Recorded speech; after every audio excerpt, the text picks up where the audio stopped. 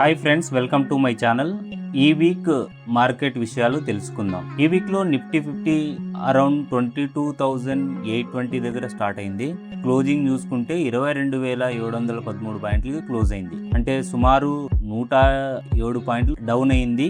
అంటే 0.57% నెగిటివ్ లో క్లోజ్ అయింది. ఈ వీక్ లో sharp fall and sharp recovery multiple times జరిగింది. ఇంట్రాడే స్వింగ్స్ వెరీ హైగా ఉన్నాయి. Even expiry day market 2% fall అయ్యి కిందికి మరి 2% బౌన్స్ బ్యాక్ అయింది. దీనికి main reason Iran Israel conflict.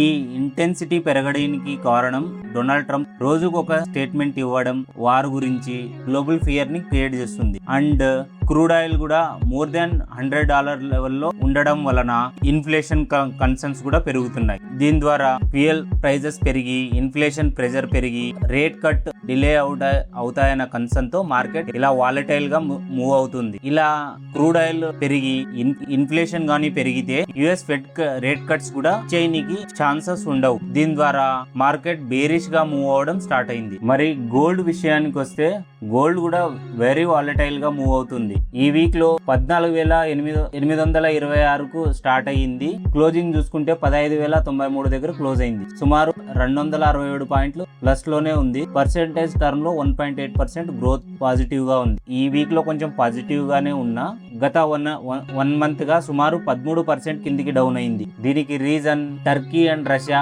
వాళ్ళ రిజర్వ్స్ లో నుంచి కొంత భాగాన్ని గోల్డ్ అమ్మేయడం, మన ఇండియన్ రూపీ స్ట్రెంగ్త్ అవ్వడం, దీని ద్వారా కూడా గోల్డ్ వాలటైల్ గా మూవ్ అయింది. మరి సెంట్రల్ బ్యాంక్స్ కూడా కొంచెం ఈ మధ్య కాలంలో గోల్డ్ పర్చేజ్ చేయడం కొంచెం స్లోగా అయిందని తెలుస్తుంది. గ్లోబల్ గా క్రూడ్ ఆయిల్ పెరిగినా మన ఇండియాలో మాత్రం ఇంకా ఓఎంసీ మన పెట్రోల్ డీజిల్ ధరలు ఇంకా పెంచలేదు. కానీ ప్రైవేట్ కంపెనీస్ అయిన నయారా, షెల్ మాత్రం వాళ్ళ ప్రైజెస్ ని పెంచేశాయి. షెల్ అయితే ఏకంగా పర్ లీటర్ 7.41 రూపాయలు పెంచింది. మరి డీజిల్ చూసుకుంటే 25.01 రూపీస్ ఇంక్రీజ్ చేసింది. కానీ గవర్నమెంట్ ఓఎంసీస్ మాత్రం ఇంకా ప్రైజెస్ పెంచలేదు ఇండియాలో. దీనికి రీజన్ ఆన్ గోయింగ్ ఎలక్షన్ కావచ్చు.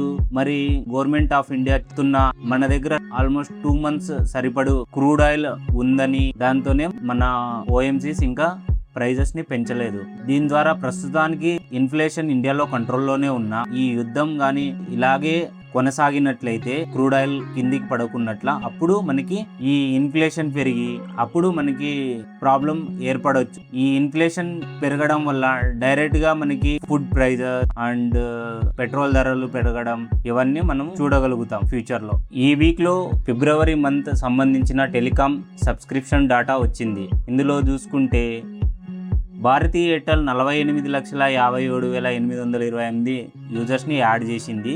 రిలయన్స్ జియో అయితే 16,24,177 మంది యూజర్స్ ని యాడ్ చేసింది. వడాఫోన్ ఐడియా 21,927 యూజర్స్ ని యాడ్ చేసింది. కానీ బిఎస్ఎన్ఎల్ సబ్స్క్రైబర్స్ ని లాస్ అయింది. 10,18,826 యూజర్స్ ని లాస్ అయింది. ఇది big positive for Vodafone Idea. 21 months తర్వాత మొదటిసారిగా వాళ్ళు కస్టమర్ ని యాడ్ చేసుకున్నారు. ఈ వీక్ లో ఆర్బీఐ బ్యాంక్స్ మీద ఒక దండయాత్రనే మొదలెట్టింది అనుకోవచ్చు. దానికి రీజన్ 4x రిజర్వ్స్ ని ట్రేడింగ్ చేయడం ఆర్బీఐ కంట్రోల్ చేసింది. దీని ద్వారానే మనకి రూపీలో స్ట్రెంగ్త్ కనిపించింది. అంటే డెరివేటివ్ మార్కెట్ లో పాలసీస్ ని టైట్ చేసి రూపీని స్టెబిలైజ్ చేయడం దానికి ఆర్బీఐ చూస్తుంది. దీంతో సుమారు రూపీ అరౌండ్ 2% వరకు మనకి రూపీలో స్ట్రెంగ్త్ కనిపించింది ఈ వీక్ లో. మరి ఇలాంటి మోర్ ఇన్ఫర్మేటివ్ వీడియో కోసం ఈ ఛానల్ ని సబ్స్క్రైబ్ చేసి ఫాలో అవ్వండి. Thank you.